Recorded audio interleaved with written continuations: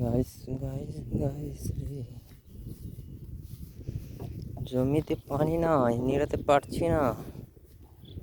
পানি না থাকলে নিড়াতে পারছি না গো।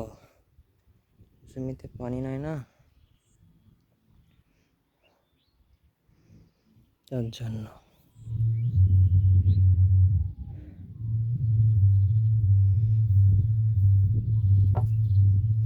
জমিতে পানি নাই, পানি না হলে তো নিড়াতে পারা যাবে না। খুব কষ্ট হচ্ছে, নিড়াতে পারছি না। কত সুন্দর সৃষ্টি গো, কত সুন্দর সৃষ্টি এই মহান রবের, তবুও আমরা শুকরিয়া আদায় করি না। এই মাটি দেখছেন, এই মাটিতে ফসল হয়েছে। আবার এই মাটি এই ধান বুনেছে, যে এই ধানটা আবার বড় হবে, খাবো। আবার সেই মাটি মরে যাবে, আবার সে আল্লাহ পানি বর্ষণ করবে এবং সেই মাটিকে আবার পুনরায় জিন্দা করবে এবং সাহারের মতন জোর হবে এবং আবার সেই মাটিতে ফসল লাগাবো।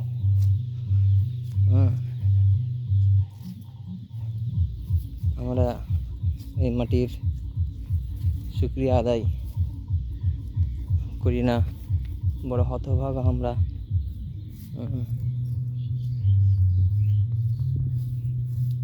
আল্লাহ সুবহানাহু ওয়া তাআলা আমাদেরকে কত না নিয়ামত দিয়েছেন, আমাদের হাত পা থেকে শুরু করে বিভিন্ন রকম খাবার।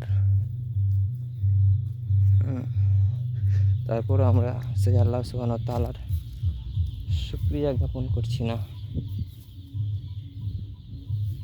আল্লাহ রাব্বুল আলামিনের কাছে আল্লাহ রাব্বুল আলামিন আমাদেরকে নিয়ে কত আফসোস করবেন। আমি মানুষকে কত সুন্দর করে শ্রেষ্ঠ সৃষ্টিরূপে সৃষ্টি করেছি, তারপরেও সে মানুষ আমার অনুগত্য করে না, আমাকে ভালোবাসে না, আমার কথা মতো চলে না।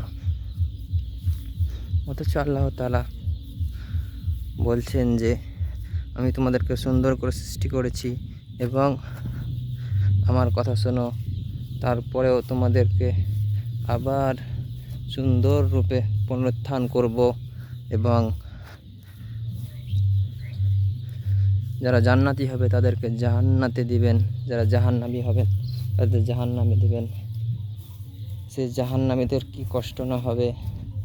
আল্লাহ রাব্বুল আলামিন যেন আমাদেরকেও সে জান্নাতবাসী করেন, যে জান্নাত আল্লাহ রাব্বুল আলামিন একমাত্র আমাদের জন্যই সৃষ্টি করেছেন, যে জান্নাত যাওয়ার জন্যে তৌফিক দান করেন আল্লাহ।